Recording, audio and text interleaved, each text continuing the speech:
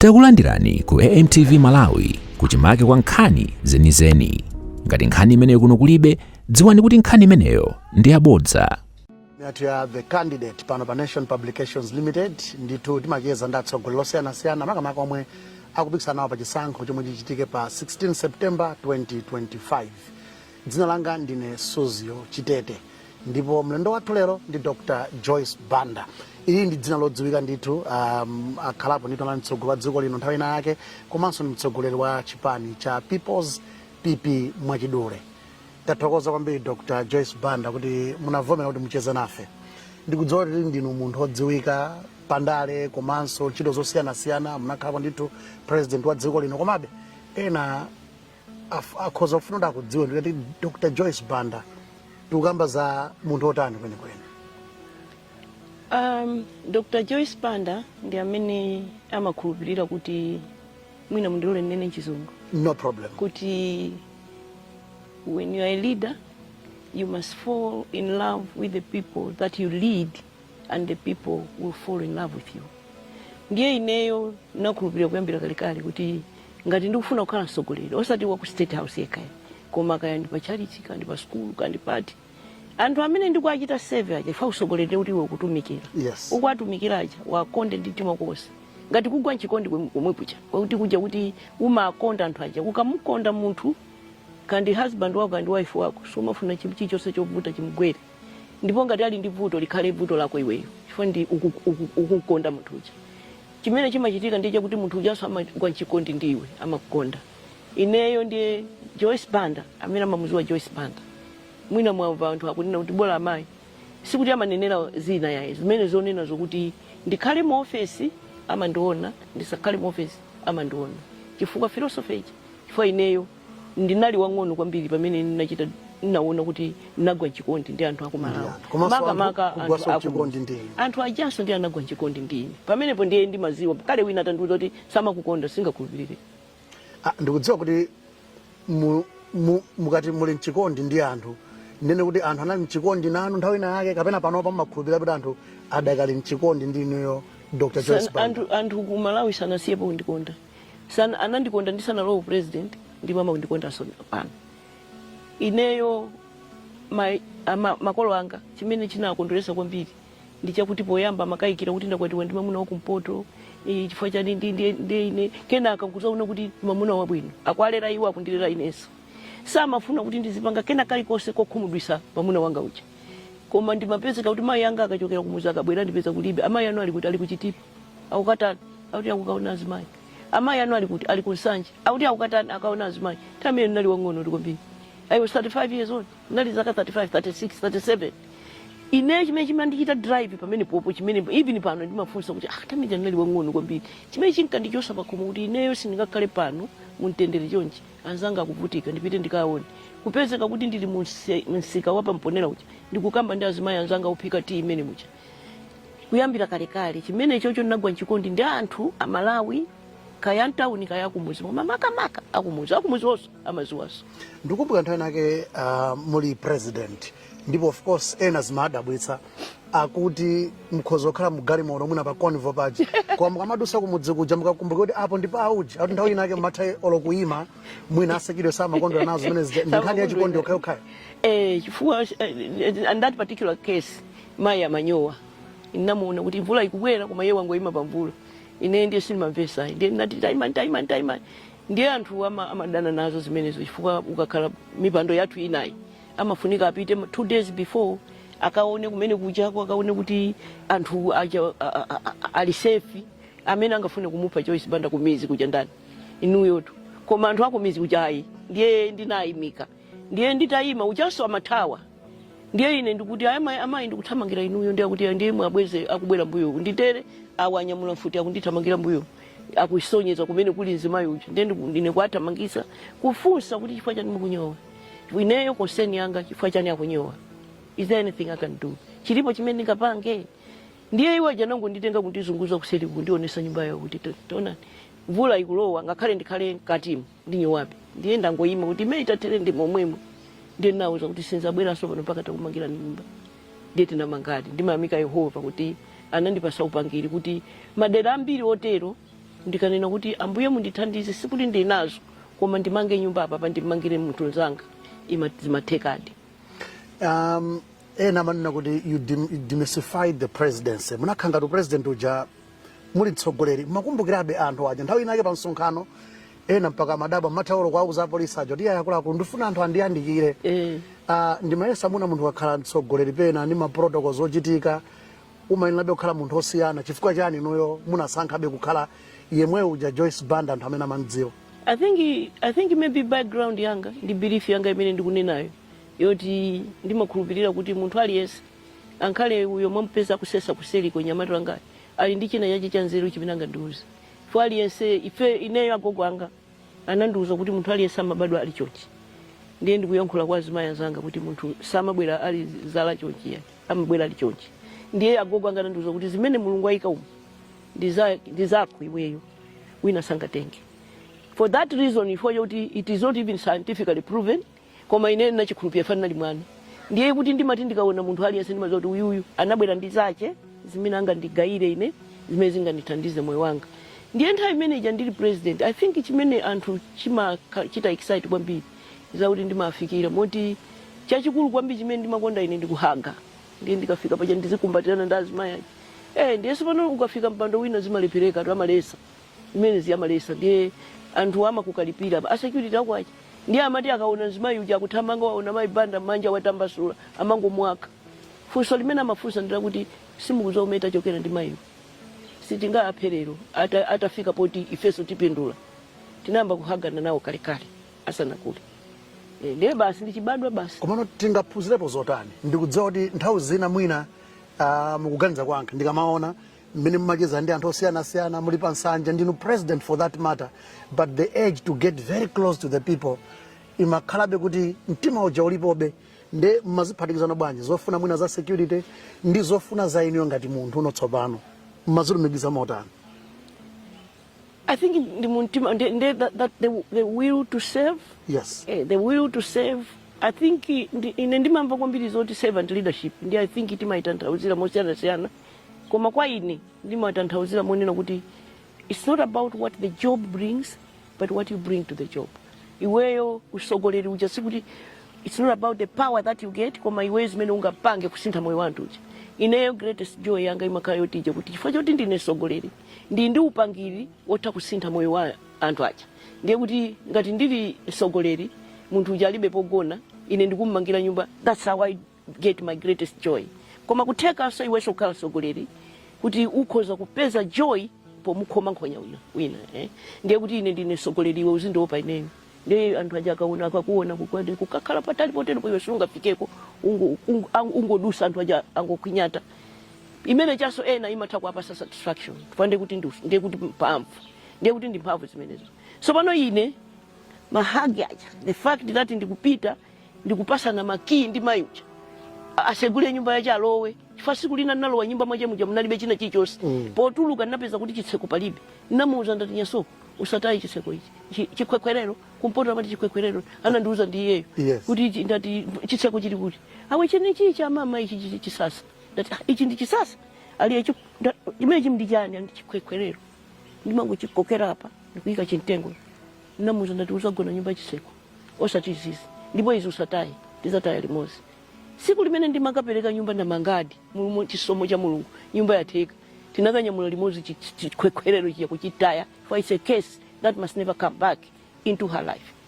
Ndiye ine ndiye usogoleri wa ine ndimanjoya zimenezo ndimaona kukoma zimenezo zimene ndimakonda ine. China chimene ndinaphunzirapo kwa inoyo okapena chimene ndimamva kwa ino ndija there are times you give me an impression like you really don't care about utsogoleri kandi ndikhale president nditani for even 2014 mumakambabe kuti kandi ndipambana chisankho kasi ndipambana ndipitirizabe kugwira ntchito zanga zomwezi. Ndipo ndinapitiriza. Tinaonanso kuti 2020 munapereka mpata kwa ena kuti atsogolere pano mukufuna kuti muime ena so nkumaganiza kuti mwina amayizi alibe nazo ntchito mungasekumizire zotani amene akukhulupirirabe kuti inuyo mukhoza kukhala mtsogoleri ndikupitirizabe kumathandiza amalawi mmene munkachita mbuyomo?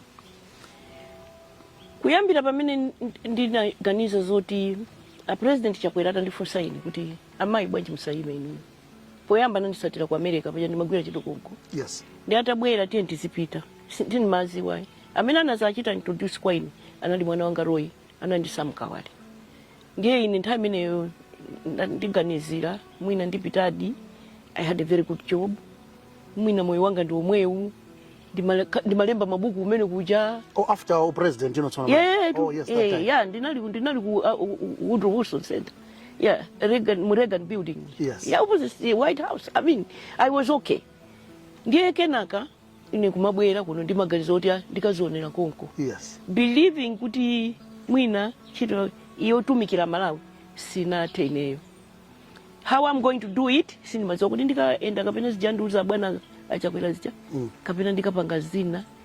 Koma chipani chathu kuno mene ndinkachoka ineyo nditachoka mu office in May, mu June I think ndinapita ku US for the Obama Africa Summit. Remember, anati ndikayankhule the main speech honoring Andrew Young. Pochoka kumene kuja nali atandiuza anthu kuti sopo kuganiza bwanji fa kuno tikhoza kukupasa ntchito. Ine sopo kuganiza kuti ndasiya kuno chipani chathunthu sinasazike ndiye nati bwanji ndipite kai. So in June, July I was back here. Ndiye nazungulira dziko loseri kwa uzanthu kuti ine ndilole ndipite ndikagwire ntchito. Musiye ni president amene walowa agwire ntchito ine ndipite. Ndiye nditapita mbuyo mundu chipani koma akuti kasazika pachifana napita region onse atatu. Ndiye onse achipani amandiuza kuti ndiye mukanena kuti ndizabweraso. Ndiye ife tinadikira. Ndiye mene mwabwera simungasiyeso ya. Ndiye ine zona adi ndinapita ndinagwira ntchito ndi pamene sopana mabwera president yakwera ku America ku National Prayer Breakfast ya chaka chimenecho kumati tiye tizipita. Ine nitabwera kuno aja nati ndasazika aja kuti ndikabweranso ananena kuti munauza ndani kuti simuzayima ifeyo muyimatu basi. Ndiye tinayamba di campaign.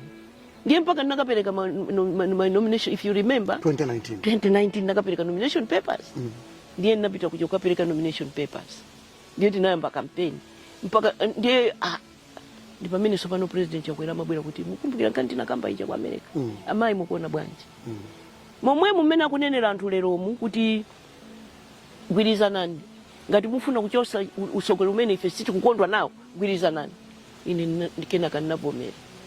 Nditavomera panazapezeka kuti Saulos Chilima analiso atatifunsa kalefe kuti tiyende nani. Titavota kuchipani kwathu ine ndimapita believe in consensus. Kawiri ndimapanga ndeka decision ya. Ndimaitana onse no matter what. Ziyandanena zomwe zichi. Mukuona bwanja kuti tutiyende nawo Saulos Chilima. Ndi anthu aja anavomera. Ndiye tinayamba di. Ine mpaka ndayankhula pa BBC anandifunsa bwanja ati basi. Panango 3 weeks kaya anakumudwa janiso anthu aja. Athu aja. Ma members athu aja. Ndiye anabwera ali amayi tiye ndikaleso basi.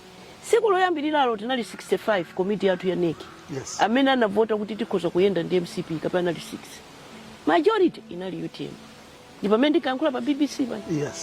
Ku 3 weeks it was the other way around. Anthu ajali tiwere ku MCP. Tiende tiwere ku MCP. Pamenepo a president yakwera anati you didn't have any preference between MCP and you. Ineyo chongoziwa nchonguti majority chimene tanene tipanga chimenecho. And I was in Domasi that time. I shall not forget, and I've told this nation before now that's one. Pamena president yakwera anandisatira ku Domasi. Kuzanduza kuti muganiza bwanji. Ndikuziwa kuti mwapereka ma papers. Kuma you can change. I was with my husband. We discussed and we felt kuti he was being sincere. And in the boss, amapanga sense. Ndiye ine nati ocha bwino ndiye mamawa ndipo pamene ndimachita now take the move. Kwa itanaso aneke aja kuti ineyo ndaganiza kuti saini. Tiyeni tingothandiza president chakwera. Pamenepo tikumva kali kuti chimwene wanga Kumbo Kachale has also signed up. Ndiye pali Vice President Chilima ndi zipani zonse zija 9 kuti 8 kujoina chani kugwira ntchito ndi MCP. Amene anaichula kuti ikhale Tonse Alliance anali Makatsonga. Makatsonga ali ndiye ingokhala Tonse Alliance. Ife ngati zocheza ndiye tinapita kumene ndiye tinayamba ntchito.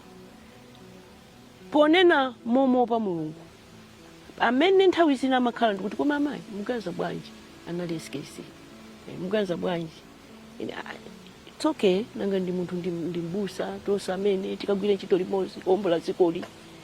Koma mwa ife tonse amene anathamanga kuchita kampeni sanali Nyamata anali SKC. Koma ama ine ndimamva kuti pena pake zimafika kuti mwina SKC amene ndimamvera amatha kubwerera mbuyo akuti mpaka tsiku limene amakasaina mgwirizano uja ku institute pang'ono-ng'ono kuti abwerere mbuyo komano you were a connecting factor kuti kumakhalabe kukhala kuti iyayi tiye ndiyowere njira imeneyi. He had decided and his party had decided yes kuti aenda mgwirizano umene uja ndipo siku limene ndi kumene tinakasaina ine kukhala mboni yake. yes Koma zochitika za siku limene lili ma pressure a siku limene lili osonyeza kuti odererana aja so you knew him. He was a very principled human being.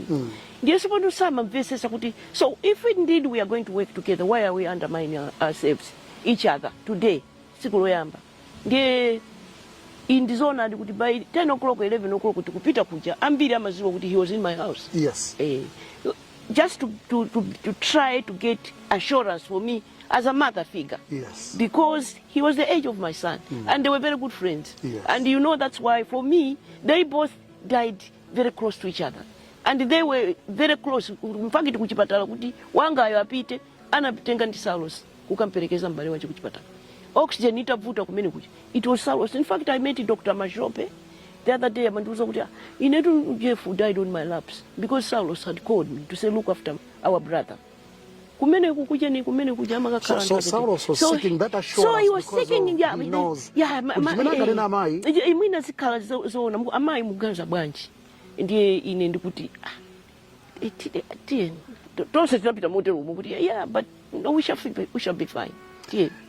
Tathokoza kwambiri amayi kungowakumbutsa amene akuitsatira programu iyi ndi The Candidate pano pa Nation Publications Limited ndipo tikucheza ndi Dr. Joyce Banda tikuphunzira ndithu zambiri mmene mgwirizano amba uja wa Tonse Alliance komanso timvanso nkhani zina ndi zina zosiyanasiyana mpulogalamu yake yomweyi ndi The Candidate ndipo tikucheza ndi Dr. Joyce Banda.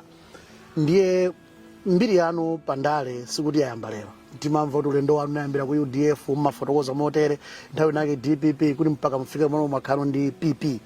Mutangoti fotokoza ulendo wanu kundale komanso zimene mwaphunzirapo mundalemo. Ineyo chimene chimandichita sudden kwambiri lesson number 1 mundale ndicho unena kuti ena anauza kamuzu kuti ndale politics ndi ndale pamenepo ndi pamene ndinavuta zikolo. Kodi anachilowuzidwa kamuzu? Tudanga iye mafunsa kuti what is politics in Chichewa nanga simba jama ankati Chichewa samaziwa ndale ndiye one nawo andalewa amene anali kumalawi kuno ananena kuti ndi ndale. Ndale ndi chani? Kugwesana. Ndale ndi pamene trip somebody kuti agwe. So if a whole nation believes kuti ndale ndi kugwesana ndiye kuti you can spend too much time kugwesana ndale. Koma politics is more than that. Mene ndimaonera ineyo politics unfortunately first kana kala kuti politics ndi kungogwesana ineyo I would take another route. Ineyo I would not inesimagwesana ni munthu ine. Sindimamenyana ndi munthu ndipo sindimakumbukira ndi kumenyana ndi munthu. Koma politics yomanga yachitukuko imene tikanachita inculcate into our children kuti ndale ndi chitukuko ndi kumanga ziko ndi kukhalira limodzi is coexistence is love for one another is about building your nation. Bwenzi ziko lili bwino koma timayamba ndalezo kugwesanako tisanapange za chitukukozi then so much time imakhala ikutayika ndi zogwesanazo. Ndiye ine zoonadi ndinayambira ndale ku UDF. Yes. I was very wrong. Koma kumene konse zimene naona kumene ndikoza kulemba buku lake. At the end of the day it is a game you must learn to play. But then you know what? It is also addictive. Ukangoyamba ndikuzowerera zikangolowa magazi sumatausiya. Nditu ndiponso awawa mina akangandira lero mwezi chitaso. Hayi mama wako uyu wazuka ulendo kupitirizaso. Koma ineyo lesson imene ndaphunzira kwambiri ndiyo kuti we can also use the same vehicles. The same vehicle called UDF, the same vehicle called DPP, the same vehicle called PP to uplift lives zathu, kuseva anthu aja mwachikondi. Unfortunately, there's a whole generation of people amene taononga tirife, this generation, because ifeyo ni maskola za Kamuzu, yes, ni maskola za Bakiri Munusi, ni maskola za Robson Chilwa, ni maskola for me Aros Chiwamba. We came in very strong understanding fully kuti ukamapanga ndale ndi voluntary tu. Kale umatuka joina chipani suma kalipidwa kwa makobiri. Timango lizungulira zikuli. Kwa sababu ine chipani cha MCP sina pange, I think usinku kwa napanga CCM. Yes. CCM was the developmental wing ya MCP. Timalizungulira zikuli kupanga chito za chitukuko zothandiza ena. Wasa embekezera kuti wina ndilipire. Wasa ganizaso. Lero inuyo kukuza ndi musunde mpando mwika apa mundiuza kuti nde changa licha pamenepo. What I mean is, ifeyo taononga kapena it was not our fault, koma ineyo ndimachita believe we had a role to play in building another generation ina ya inu imene mukukhulupirira kuti mwina sakalowe kwina kuliko senchito koma ndingokhala kundaleku fo kundaleku ndilemera sanga komanso kundaleku ngakhale ndisasankhidwe ndikoza kungwayandikira Joyce Banda ajazi ndituma zosokonekeza zizonse ndilemera sanga. You see what I mean? Kuti spirit yoti kuti I must work to earn inachepa chifuka. A lot of you have seen people take shortcuts. Mundale muja ndikulemera kuti awalemera bwanji. So pano ena femeni tinayamba ndikusoka maovorolo kupanga mabusiness kuwaza nkhuni ndikugula galimoto ndiye ndifeto mwe sasa pano mene tapeza tikutenga mwana wa ini yake kumuyika pafupi fo ine galimoto tuyambirira nagula ndi nkhuni ineyo ndi masoka all uniforms zama as my onse manesi onse muno Malawi batala contract ya boma inali ya ine ndiye kuti money was coming, but a lot of money was coming, but I knew how I was making it.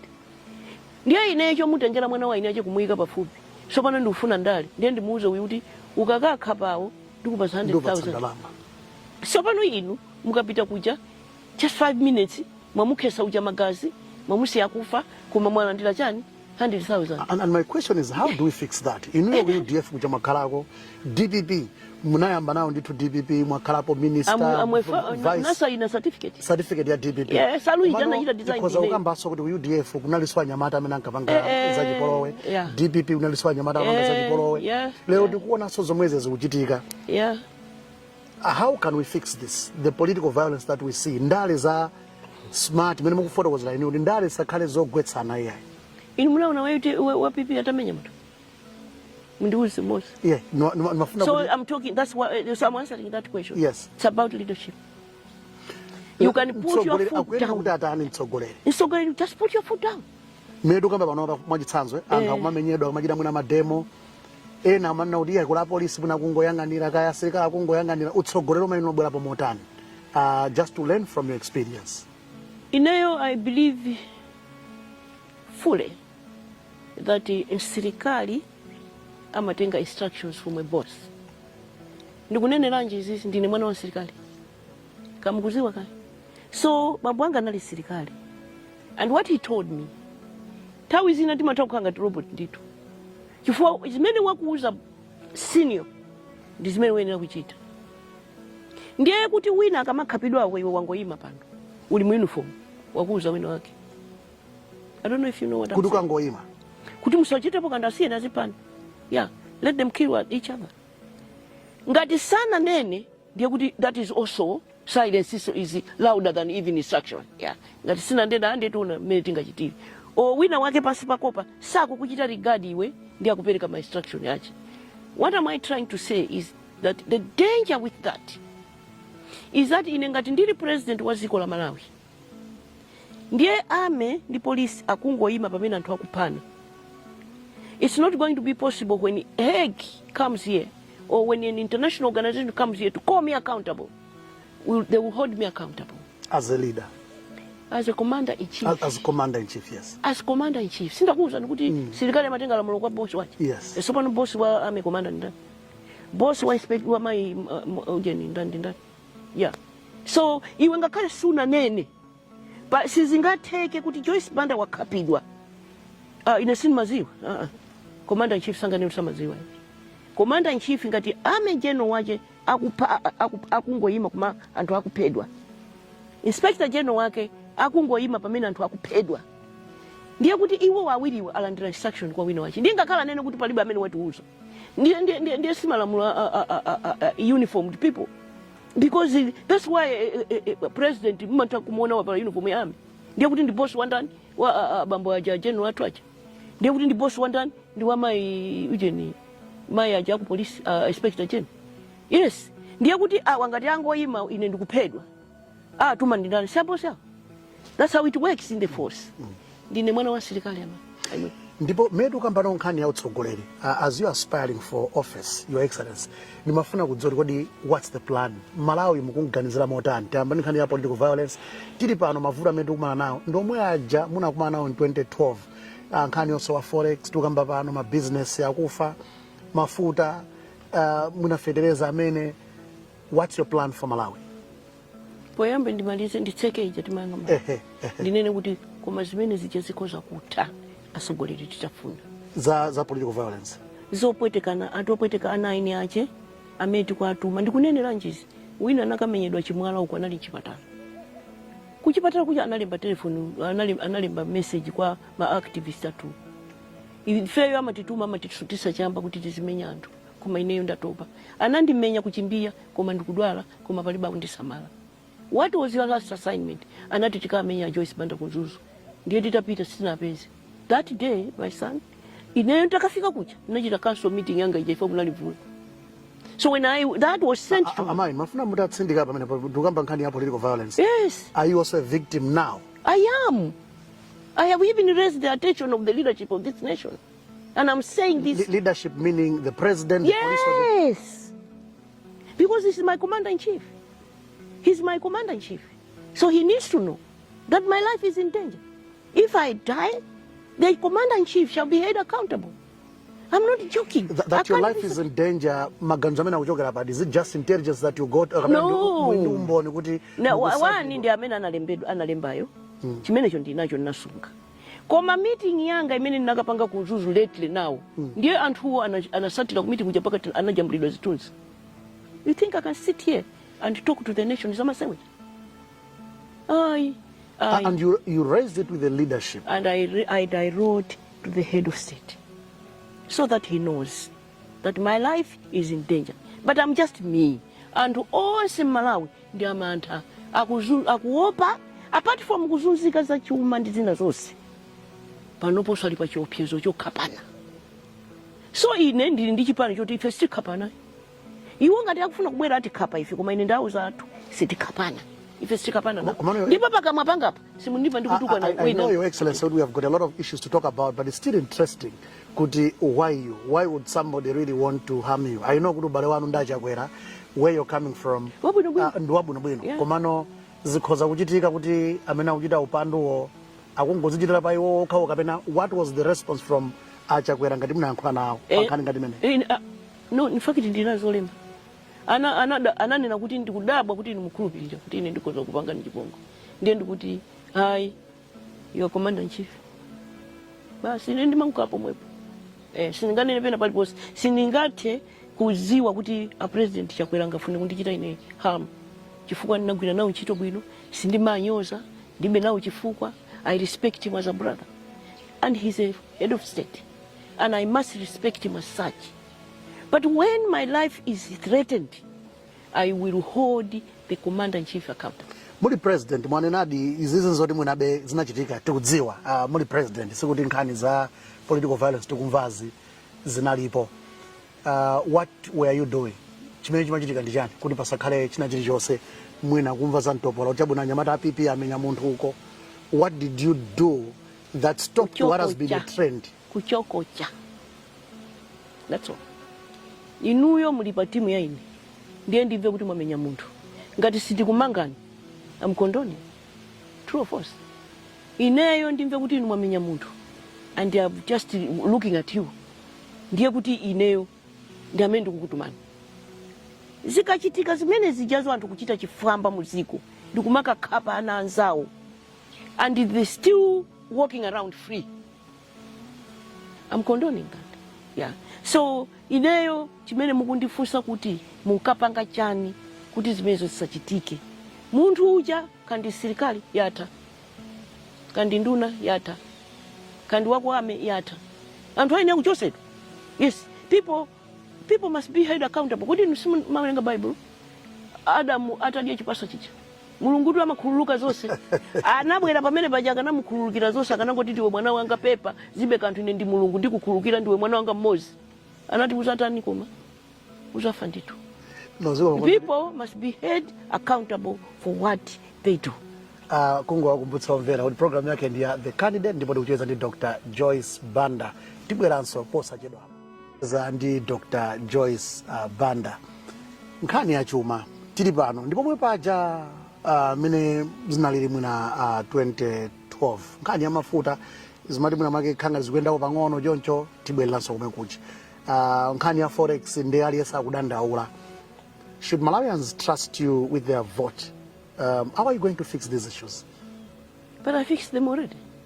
That was in 2012. Mwina, Mwina. And in 2012, Panopa, how are you going to fix these things? Mwina, Panopo, let's say you get into power in September. Chimene mutachite ndijotani uta Malawi. They should still, go back to that time when forex sinalinkani, mafuta samachite kudandaula, cost of living kale malo mwake. I think the beauty of experience will prevail this time. Chifukwa munthu ngati uli di experience, and I don't know any other president amene anadusa apapa ndineyo. What did I do very quickly to turn things around?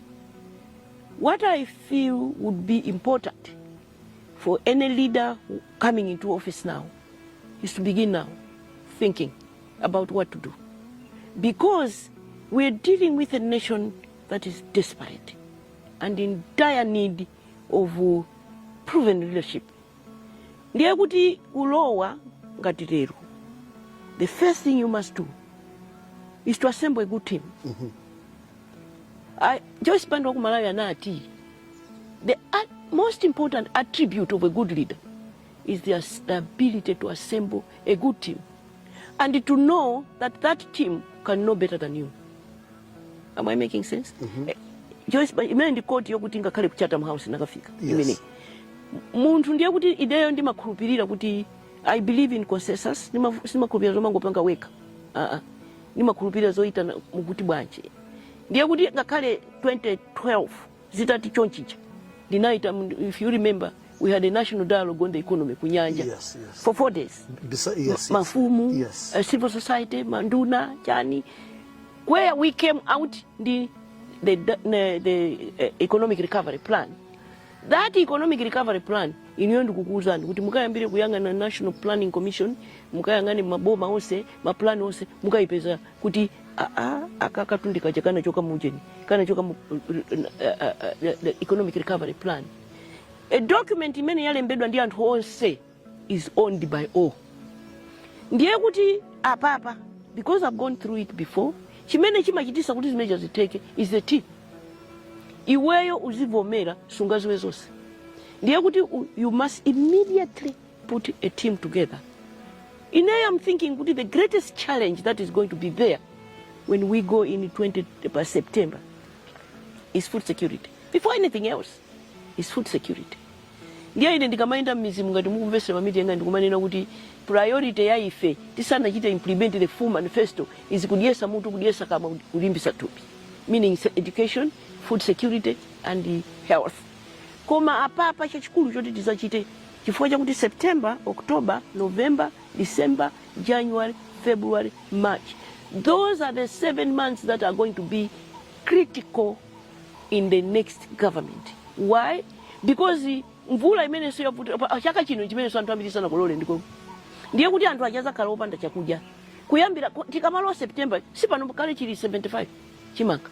Yeah, sizachitikepo zimenezo. Ndiye kuti tikupita ku lean period yoposa ma lean period wose yopanda chakudya. Anybody who gets into office now is one, assemble a good team, and two, plan now what people are going to eat from September. to April when they have the next harvest. In your case, what's the plan to fix the food situation in Malawi? It's to fix the food situation in Malawi is to acquire food from elsewhere, but more importantly is to grow a 3-month winter crop. And it can be done. And we've done it before. Remember one time ndinafunsa asukuma kuzala chimanga. Malo amene sakulima mizimbe kuzala chimanga 90 days. Because 90 days it matures. You have food. Kuti anthu ena achaza tole koma kupanga zina zachezo kuti low hanging fruits so kuti anthu azakale kuti ali ndi chakudya. Because the last thing you want to do is to get into government at a time. Because this year, I hope you know the statistics, kuti 6.2 million people are food insecure already. Yes. Yeah, so if we get there, I'm assuming it will be 8 million. So for you want to become a president and you want to have a way of making sure that as you're recovering the economy, there's food. But the economy is going to be critical. While you are doing this, you must also be thinking about how do you recover the economy. Yes,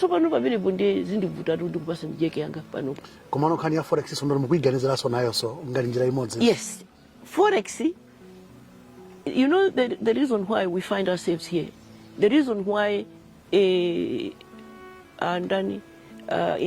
IMF left is at the back of people, and the simplest way I can put it, ndiyakuti ziko ili limachita use $3 billion pachaka. Koma timapanga assemble only $1 billion. It's not that palibe njira zobweresera more than that. And for me, what I'm fixing in my mind is to find the more than that. Kuti ndingapange bwanji kuonjezera pa 1 billion.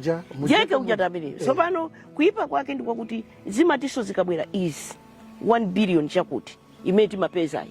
Imene imachokera zogulisa zathu kunja, zopasidwa ndi azathu, zotolera misonkho, timalowesa muti mmenemu. Ndi zimene zimapanga 1 billion chakuti. But you can easily increase this by increasing forex yobwera ija. Ndiye forex ija ikabwera mukachita increase this austerity measures immediately. Mukumbukira kuti mpaka nene natenga Mercedes Benz ndunatu zinkakani magali moto awiri. Yes. Tinacho sa magali moto. Tinagulisa. Inayo so salary yanga naidula by 30%. Demonstrate to Malawians kuti we are in this together. So pano mundikaona kuti inuyo ndikuuze kuti mupirire kwambiri. Mukale opanda chakuti ndi chakuti. Ndiye ine mukundiona ndili bwiti mafuta. Inu muchita nawo zimene munena kuti pamene pa ndi chilungamo chimene. Uyu ndi sogoleri wanga sakuoneka kuti akupanga nawo zopirirazi. Ndikoma kuti ife ndiye tipirire. So a general program countrywide that helps everybody realize kuti tichita implement austerity measures zikhala zowawa. Mukumbukira nthawi ija ndikanena kuti muziona ngati kuti ujeni Jackson mwana watentha tupi ya kubaya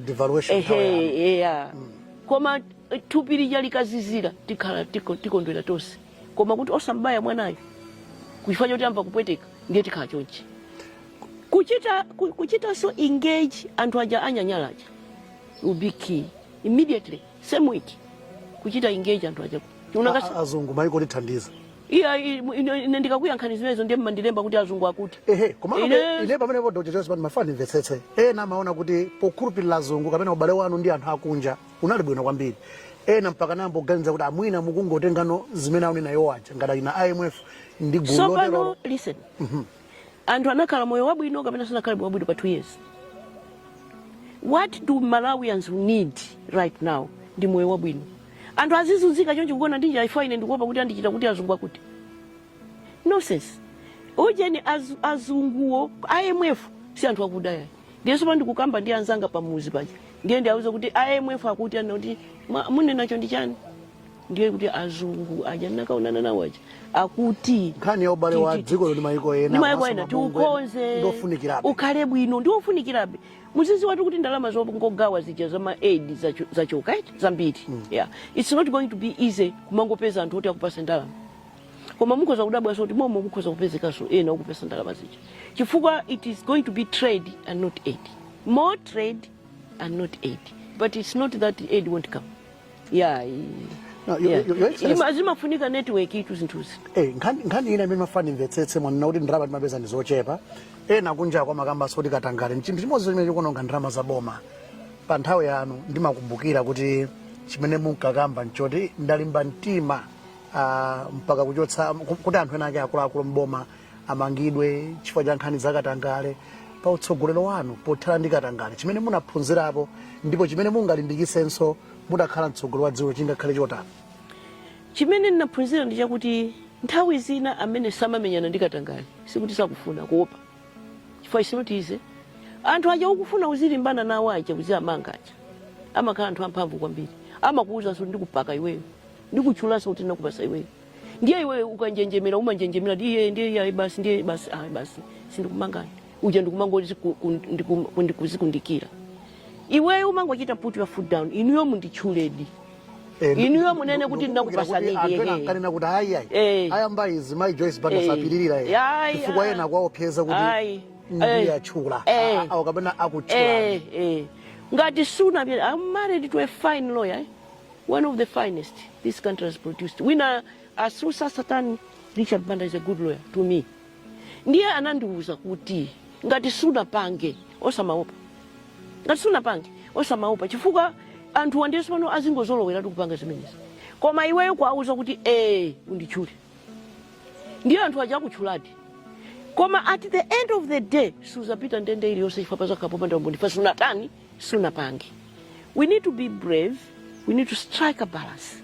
We cannot allow kuti tizingo kuchita ngati kwawo panthu kumaziwa kuti kudi uyuyu akupanga chani uyu sujana bauchi uyu sujana muchula uchi koma ndikamanga kungonena kuti ndifake munalimba mtima kuita anthu akunja aibwere forensic audit komanso sindikaziwa ine chimene ndikupanga chifukwa ndimati ndikamaenda kunja anthu amanena kuti this is one of the few presidents in the world who conducted a forensic audit in a government during a time. Fantai zina umachoka kaya ndi anthu amati taitana an independent audit firm aone kuti awazimatani mkatimu. The tragedy for me is that in zaka ziwiri pazaka ziwiri anthu anaba 39 billion koma ninabwera tukuzamaliza term ya 5 years ya President Bingwa Mutharika uku kunabedwa 230 billion ndipo uku nakonso kunali ndi forensic audit ndipo uku anapeza mafailo 16 anthu amene anaononga chuma uku oti anayenera kupita kukoti mmene napangira nthawi ya ineja kuti 72 anamangidwa ukuso akanamangidwa ambiri koma 16 for sure mafailo amene anachitwa isolate kuti awa ready for prosecution paka lero sanapite ndiye kuti ifena timaziwa they are walking free akozaso kudatenga usogoleri wa dziko lino siku lino zimene zija ndiye kuti katangalisa zatani sazata zangofunika kuchita take risk ineyo ndine sogoleri and that's what being a good leader is all about. It's about you being able to take risks. Ndimadzoti anthu munakhalapo munatsogoleri ngati ma president ambiri munasamaso kwenikweni ukamba zimene zimachita ku State House mbuyo munakhanga ndithu mwamasukapo is the presidency kapena utsogoleri umakhalabe ndi mayeso ndili pankhani yakatangale zimakhala motani and how did you handle that your excellency assuming you also had pressure kuti ena munakhoza kuti akufike ndi katangale koma nkumakana zimene zijazo? Ineyo I can even defend my president amene ali kumene kuja anthu aja samafika kumene kuja samafika nanga papa pezeka kuti pali ena ake adobadoba ena andani ena wokuthamanga ndiye awa ndi amene angakuchite tempt awa ndi amene uyeneranso kuamanga nthawi zina kumatola amene ndikukaponya uko ndiye osamasiya kukuyandikira nazo zimene zozo because inuyo mungoganiza kuti ineyo mmene ndaderedwa mziko muno chifukwa to be a woman this a woman that has got its own challenges mwayiwala inizo kuti ng'ombe ayikazi siko kangolo ndiye kuti ine ndikanangoyerekeza kuti I was tempted ndikumatola nawo zimenezo bwe zili kundende. Imagine kuti inu kungonena kuti koma nanga shu kutengedwa ndi mazi ndingogwira bangoli ineyo ndiye ndikuchulani kuti ndakupasa ndiponso napasa bwanji headlines koma lerolo inuyo anthu amene atenga muno ndalama ndikuchulire ndi ndandanda wa ma scandal apapa ndani amachula ndani amanena. I am a woman and I must be extremely careful how I behave and how I handle matters. ndiziziwa kuti anthu azandisinjirira sazalephera kundinenera zilizonse koma zinthu zizikhala kuti akundinamizira. And zizikhala kuti akundinamizira because I've taken the trouble to clear my name, but they can still talk, but it doesn't matter. Because at the end of the day, singapite kundende for what I didn't do. Koma kuti tinene kuti tisiye tiziopa osachita siti kulikonda zikoli. Ukapezana nawo osokoneza kunyamula. Ineyo from where I stand, imakuona ngati munthu joti simuumira mawu omwina mukakhala ndi nkhawa mathamwina kungoyankhulapo mwina kapena kukhozongo khala mwina kuona kwa ine. Ndikudziwa kuti munapena simukhutitsidwa mmene zinthu zikuyendera m'dziko muno. Matanthawi nake chingwe olokwayimbira achakwera kuti yayi apapa ndi mukanapanga mwina motere powakonda Malawi aja amene munawo mchikondi. Uje ni pa mwambo protocol ya kuyendesa kwa ziko simakani mwa president awiri koma mmodzi ndiye ndikutengereni pambuyo pa Tonse Alliance. Tonse Alliance tonse tinagwirizana paja kuti tikhala Tonse Alliance. Yes. Ine nali president kale. Yes. And my vice president awiri. Inaye kuganiza kwanga kunali kuti a president akalowa mboma ndiye kuti apa panali medical doctor, panali lawyer, panali IT specialist, panali political scientist, mukoza kwachita no kacheki, panali businessman, pa 7 paja. Ndiye panali my vice president awiri. Maganizo aini anali woti is our 5 wa akhala nduna. True or false? Nanga sana gwira nawo chito. Nanga sana gendedwa nawo. Nanga sana enda ziko lonse lapansi. Koma sikuti so ikanaka favor. They are qualified. Sana lowe. Kumene kucha. Munthu mmoza amene sinayembekezere ntchito ndine. Fa ine pangwirizano paja ndinapempha kuti bwanji muzango ndilo nzigwira ntchito yakumuzi. Yothandiza zanga. Ndiye president aja analengeza panjamba park. Apart from that, tizapempha kuti azakhale goodwill ambassador watu. Aziza pita kukatichitira seek support from outside mabwera. So ine sinalowe ndichembekezo yoti ndikapeza ntchito yayi. Koma ineyo ndimadandaula kuti ena sana peze ntchito. Sana peze ntchito because they fought but also they were qualified. Koma kuti nzako ndi president ndiye iwe uzingoti ukakhala bwanji mupanga zakuti iwe ndiye protocol yayi.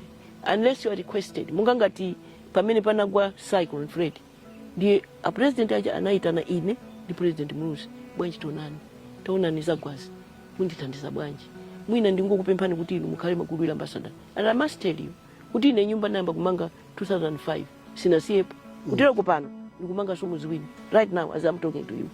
Ndiye mena amandifunsa choncho amandifunsa zoti tithandize in general reconstruction, recovery, relief, whatever you can do. Ineyo nayo nakuti yomanga ndiye easier for me, for that's what I do. I've got a whole department in Joyce Banda Foundation doing nothing but building. Panopo kumanga nyumba kwa moto kucha kunaenda mazi kucha kumanga kumeneko. Tinamanga so kulutende, tinamanga kulimbuli, tinamanga kwa tiena zombe kupalombe, tinamanga kukatabe. So says this ndi pa cycle ni.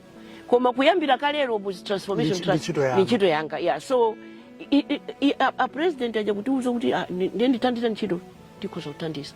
Koma kuti uzingoti ukakhalakhala phone kumeneko mukuona bwanji mkuliyendesa ziko lya apa nauza apa it's about me. Yeah, komabe ni mafusa mene kuna ngasi atsogoleri ngati noyo munda experience mukhozo khaso ndi upangiri munaso ni mafandi dzoli kodi ubale wanu iniyo muna ni ma president opuma anzano ngati abakiri Muluzi Peter Mutharika matha kuyankhulana kuti muna kungogawana zero muna chabwino kungopasana muna mono umene zimatheka ndithu kwa Peter Mutharika. Yes. And some members would he talk to me or I would talk muna ine kuganiza kwanga kuti komabe muna make sanga yankhulane. No, President Professor Arthur Peter Mutharika is a classmate of Richard Banda. That's how far back they go. Not only were they classmates, but I am told that Richard Banda, Peter Mutharika and Smith Malinga were close friends. And then, as if that's not enough, they are both lawyers. So communicating and kuyankula is not a problem. Koma ine, iwo wana, and in fact we just spoke. Koma ndi madwala ndine, ndiye ndimapita kuchipatala. Ndiye nana kuti one of these days let's have a cup of tea. Yeah. No, it's interesting. Chifukwa chonena kuti ndikungoganiza kuti zimene mwadutsamo inoyo muna ola pa 2014 paji tikudziwa mbona nalipo kuti munafika mpaka paja ponena kuti amekeni akatanena kuti chisankho chisitinaende bwino. There are irregularities. Azinakhanga nditu chisankho sichinakuyendereni mmaganizo a anthu enaso panakhanga mene munachitika chinyengo ndiye ndimati so ngati mmene zinachitika 2014 muja zimathekabe kumacheza komanso pena mwina misonkhano ya ndale tinamvapo kulankhana mawu achipongwe apo ndi apo ndi chifukwa chake ni mafunso anofunso loti zimatheka nokucheza chifukwa taziona ku Zambia ako pamene mwina atsogolera osaonana diso. You know, the problem of being a leader, you remember kuti pamene President Bingwa Mutharika amatisiya, may he so rest in peace, inera ndi choko chatu chipani. I was expelled, I'm outside. What do? I formed my own party. Ndiye kuti tikuyenda chani parallel. Ndiye kuti mkwiyo ndu. The day I heard that President Bingwa Mutharika has passed away, Oyamba Busin Maziwa, for 72 hours I wasn't told, I wasn't involved. And you remember all that stuff. But the moment now, Ndi Malemu, if you remember, I spoke to the nation. We shall rise above this and bury our father like a king. You remember that? I think when you are a leader, Pandale, you must rise above you. Yeah, so in a kaya nanyozedwa ndi ndani kumeneku, kaya nanyozedwa ndi President Arthur Peter Mutharika, kaya ine nanyoza President Arthur Peter Mutharika. Kaya zamidi 96 simazitengera. You must rise above that because it's not about you. It's not about Joyce Banda. Your Excellency, it's I'm about asking this question because I mean, people out there already they are forming their own alliances in their minds, and they say PP and DPP can't go together. Should we think that could be a possibility? Possibility. Possibility. Odi niyo kugira limozi ndino ndi DPP. Ndi history ya ndi DPP mene tujogerako. If you're saying a leader must rise above. Yeah, a leader must rise above politics. A leader must think about the people. Olo kuchipaniko sanga khale paso ndi amai muti wawesawo kumene munavutikira mujazona ndi awa. So mungandanena kuti it's about consensus. What consensus says. The mandate we have now in our party is that tikhoza kugwira ndi aliyesa amene ali tikugwirizana maganizo. But as far as DPP is concerned, ndaona kuti you are concerned, I must clear that. Yes. There's no problem. Ineyo sindingakhale pano ndikumalira day in day out ine chifukwa anandipanga mwakuti chifukwa ine zinati chonchi, then ine ndiye sindikukonda ninu, ndiye ine sindikukonda Malawi, then ndikuzikonda ndekha, ndiye ndikuganiza za ine ine forget about that. Ndiponso mwinaso mutapeza kuti conversation ya President Peter Mutharika ndine tikuyankhulana mukhoza kudabwa ifa ine ndimangokhala kuseka. Yeah, because nangasi mbena amayankhulira muja. Yes. So where's Richard now? That he's sitting here. Iwe, I say. Yeah, so no. Forget about that. Akale ya President chakwera ine siningalumbire pano ndiye sindisankhulana andira kwera chani. Modi PP ndiye msibe tawugwira so limodzi ntchito bosavutaso. Anthu akuzo MCP APP atanena kuti afuna kugwira chito ku MCP akuzogwira chito ku MCP. It's not about it's not about me. Atanena kuti afuna kugwira chito ndi DPP akuzogwira so. It's not about Joyce Banda. Joyce Banda is just one individual out of 21 million. Your Excellency, as we are getting very close to the end of our program, I know there is a lot that we can talk about. Should you get into office on 16 September or whatever day, I mean, after the elections, in the first 24 hours, what would you do? What is your plan? My plan in the first 24 hours. I'm planning now. I'm not going to plan in the first 24 hours. Yes. I'm planning now. You're planning now. Yes. I am even in my mind having the people that can help me. And if you recall, a good team. And the good team is not only office bearers, APP. No. Office bearers, APP, are soldiers, foot soldiers, are soldiers that are determined to change the situation in this country. But it's not about themselves. It's about Malawi. Therefore, a lot of capabilities in this country. We have my genius. Do you recall that when I was president, I had Professor Ben Kalua from Chansa College, Charles Chika, my governor of Reserve Bank, Maxwell Kwezalamba, my Minister of Finance. I had Charles Mudiwa, head of Standard Bank, and George Partridge, National Bank, and Maxwell, Dr. Matthews Chikaunda, Professor Matthews Chikaunda. Those 6 we met every fortnight. Every fortnight. Ndichonge nine, am I doing the right thing? Because they are, I'm a social scientist, but they are economists. So they must tell me, I must talk about poverty and how people are being mistreated, and women and children on the ground. They must tell me how we raise the resources to be able to do that. So that the plan is going to be double. While others are cooking up what we can do very fast to assemble resources, in also what I can do very quickly to uplift the lives of those that are going to bed without food. The first 24 hours, you're thinking about the team. I'm thinking about the team, and I'm thinking about what can we do very quickly. And this team, regardless of their political affiliation, you're looking at as long as they are capable to uplift the lives of, to transform the lives of Malawians, to help me get from where we are to a better place. Kutiti choke apapa, ineyo ndikufuna gulu la anthu amalawi, akaswiri, ziwa zakumuzi ngati mene machitira ine, ndiwo ziwa zachuma ngati mene machitira anthu enaja, ndikuwayika limodzi, ndikukhala pansi ndikuluma na mitu, tipange bwanji kuti tichoke apa. Koma plani imeneyo tiyo kuti kodi kuchoka pamene pakukafika April chaka china chantazadi chani ndiye ikuphikika mutumbu nawo sindingadikire pa 16 ndiye nzati ayendeso patalowa ndiye kati ambire pati sizimakhacho komano mukazangu kuti mwabweraso ku State House kuja ndo tiyembekezerebe amayo omwe achi okonda kucheza ndi anthu kaya protocol kuti bwanji koma amayo ocheza ndi anthu ndiponso pano ndawuzanso ndi mafumu omwe kuti we are going to be busy this time around and focus yathu ikhale kwa anthu amene akuvutika makukamu makawalemu mizimu koma chiyembekezo changa chakuti awa ma professional ndiye ondisisira ineyo nzeru kundiuza ineyo mwayi wake umene uli ndi ine ndiko kuti aliyense mwafunsa Nyamatanga ali kuno office kuno ano ndi nimaganiza kuti aliyense ngakhale wonse ali ndi china choti angandiuze ndiye kuti anthu onse amalawi aja akamandiuza panopo you have to listen to my phone aliyense amandiuza achalichi mafumu aliyense tathokoza kwambiri yo osayiwala kupanga subscribe ku channel ya AMTV Malawi.